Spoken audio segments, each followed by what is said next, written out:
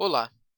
Esse vídeo é uma produção dos alunos Atani, Edson e Wellington da disciplina de Fundamentos de Arquitetura de Computadores do segundo semestre de 2014, do curso de Engenharia de Software da Universidade de Brasília, Campus Gama. Desejamos que ao final desse vídeo você seja capaz de entender como funciona o pipeline, o conceito e as limitações de um pipeline. Começaremos a aula fazendo uma introdução sobre o assunto, para então apresentar os conceitos de pipeline e suas limitações. Como visto nas aulas passadas, a execução de uma instrução pela CPU é realizada através de vários estágios.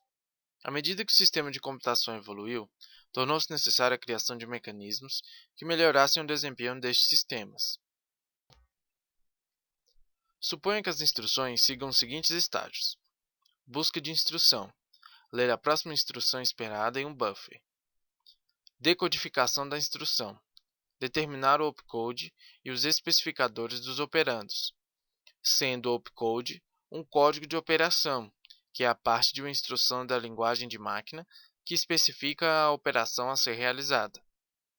Cálculo de operandos, calcular o endereço efetivo de cada operando de origem.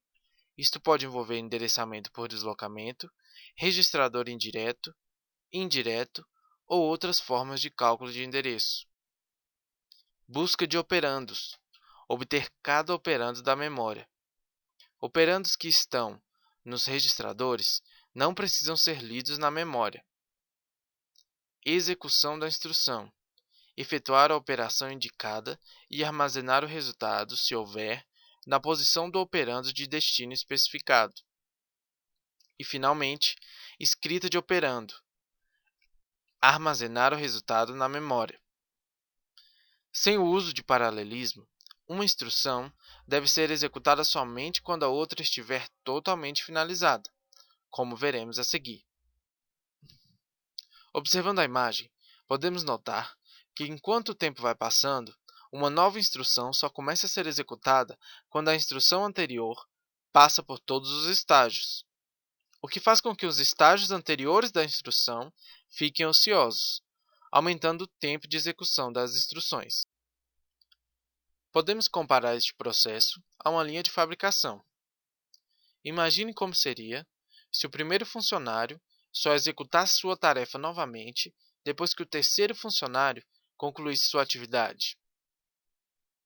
Se a linha de fabricação funcionar desta forma, enquanto o funcionário executa sua tarefa, os outros ficam ociosos. O uso de pipeline é similar à linha de montagem, onde existem vários estágios de produção.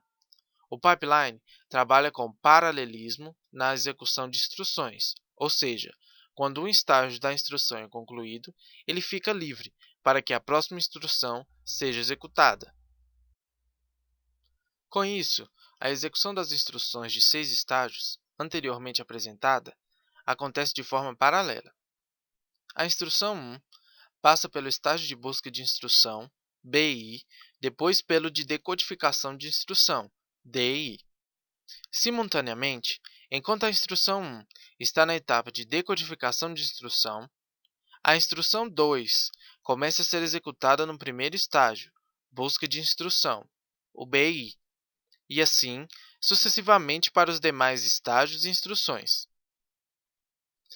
Agora que o funcionamento do pipeline foi entendido, podemos conceituar este termo. Pipeline é uma técnica de implementação de processadores que permite a sobreposição temporal das diversas fases de execução das instruções. Aumenta o número de instruções executadas simultaneamente e a taxa de instruções iniciadas e terminadas por unidades de tempo. O pipeline não reduz o tempo gasto para completar cada instrução individualmente.